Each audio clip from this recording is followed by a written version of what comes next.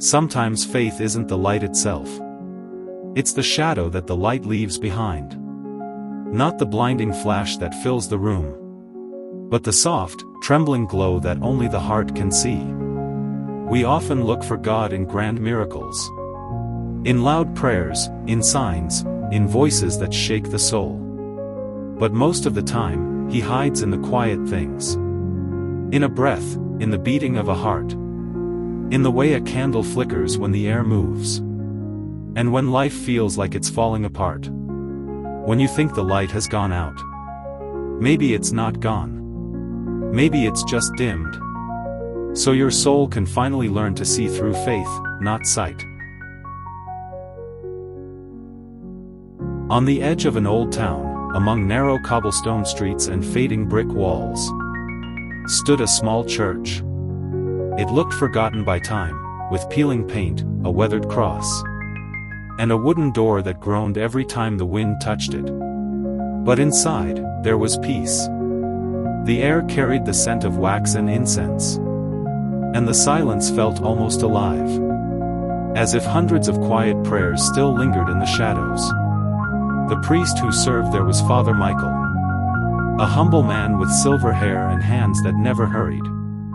He didn't preach loudly, didn't argue about faith.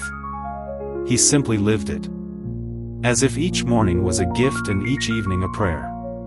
People came to him not for answers, but for the calm that surrounded him. He rarely spoke much.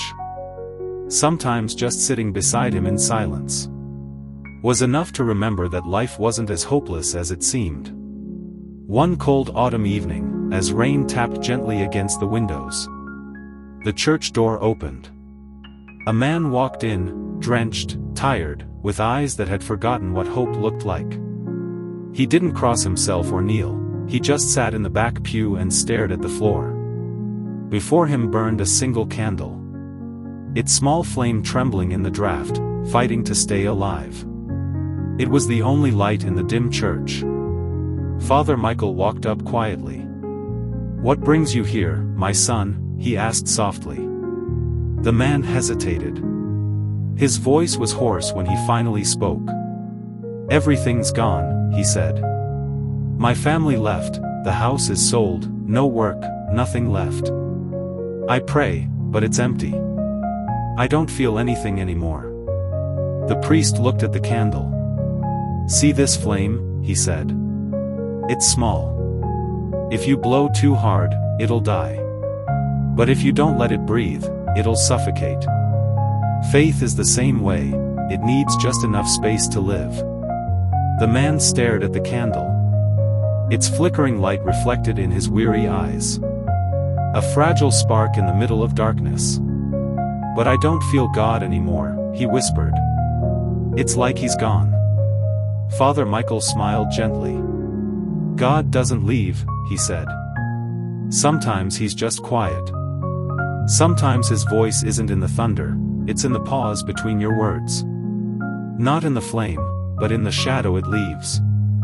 They sat there for a long time, in silence. The candle burned lower and lower, the wax pooling at its base. But the flame never went out. And at some moment, the man couldn't say when, the emptiness inside him began to soften. He didn't feel joy or sadness, just peace. Quiet, deep peace, as if someone invisible was sitting beside him. When he left the church, the rain had stopped. The sky was clearing, and a single star shone faintly above the rooftops. He looked up and smiled, just a little. And for the first time in years, it felt like enough. Years passed. The man came back to that same church, older but lighter in spirit. He'd found work helping others, people who were where he once was.